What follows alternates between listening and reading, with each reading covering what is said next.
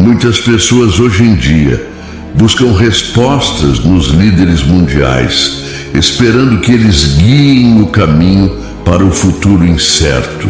Na comunidade cristã, há aqueles que estão profundamente envolvidos na política, procurando sinais que confirmem as profecias bíblicas. Alguns até sugerem que o Fórum Econômico Mundial pode estar influenciando eventos que se alinham com o fim dos tempos descrito na Bíblia. Ao olharmos as notícias, é difícil não sentir que nossa sociedade está à deriva.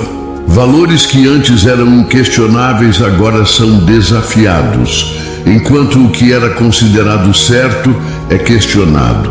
Este cenário levanta questões cruciais.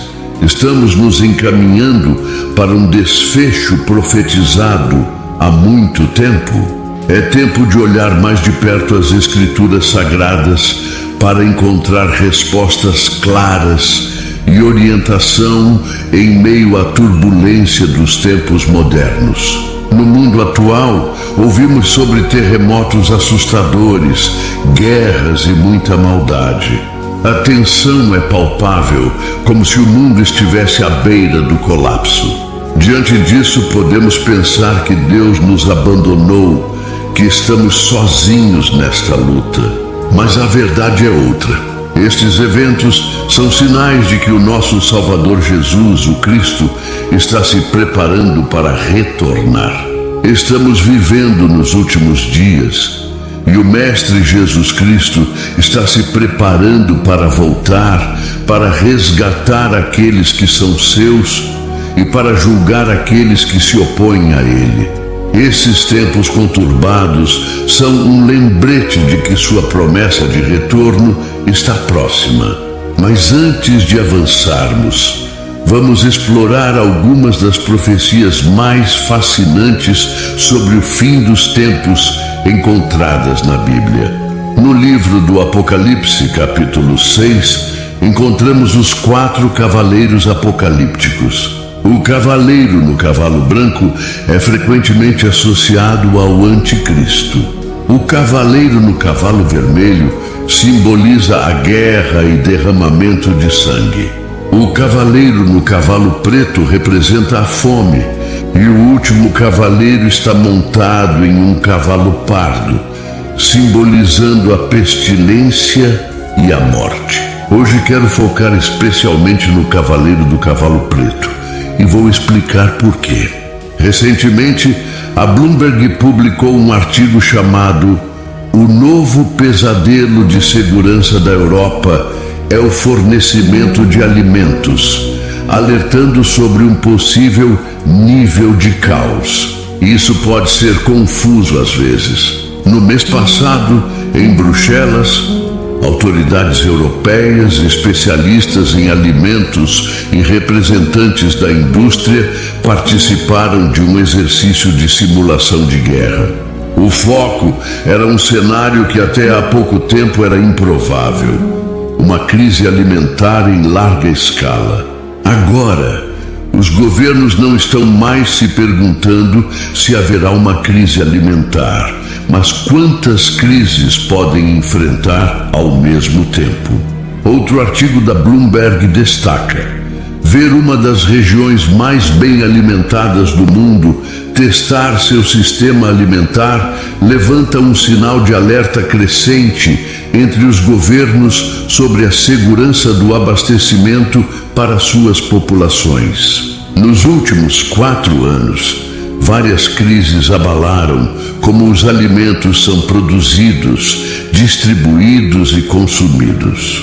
Quando se trata da escassez global de alimentos, as opiniões são divergentes. Alguns não veem isso como uma ameaça iminente, enquanto outros acreditam que é inevitável. Na Bíblia, em Apocalipse 6, o cavaleiro no cavalo preto simboliza a fome.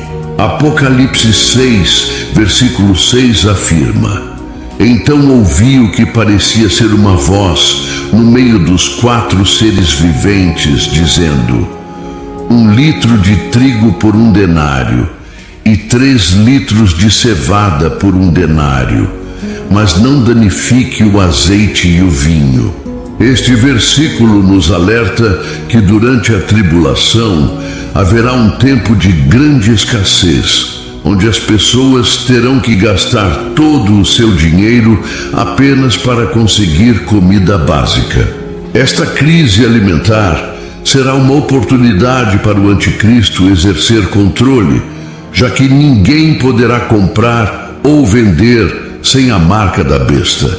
Imagine todos os supermercados com prateleiras vazias, deixando pouca ou nenhuma comida para aqueles que não possuem essa marca. Vamos considerar este aviso importante de Jesus em Lucas 21, versículo 1 a 11, que nos diz: E olhando ele, viu os ricos lançarem as suas ofertas na arca do tesouro. E viu também uma pobre viúva lançar ali 2 pequenas moedas. E disse: Em verdade vos digo que lançou mais do que todos essa pobre viúva. Porque todos aqueles lançaram para as ofertas de Deus do que lhe sobejava. Mas esta, da sua pobreza, lançou todo o sustento que tinha. E falando alguns a respeito do templo, que estava ornado de formosas pedras e dádivas, disse: Quanto a estas coisas que vedes, dias virão em que não se deixará pedra sobre pedra, que não seja derrubada. E perguntaram-lhe, dizendo: Mestre, quando serão, pois, essas coisas? E que sinal haverá quando essas coisas estiverem para acontecer? Disse então ele: Vede que não vos enganem, porque virão muitos em meu nome, dizendo: Eu sou o Cristo, e já o tempo está próximo. Não vades, portanto, após eles. E quando ouvirdes de guerras e sedições, não vos assusteis. Porque é necessário que essas coisas aconteçam primeiro, mas o fim não será logo. Então lhes disse: Levantar-se-á nação contra nação e reino contra reino. E haverá em vários lugares grandes terremotos e fomes e pestilências.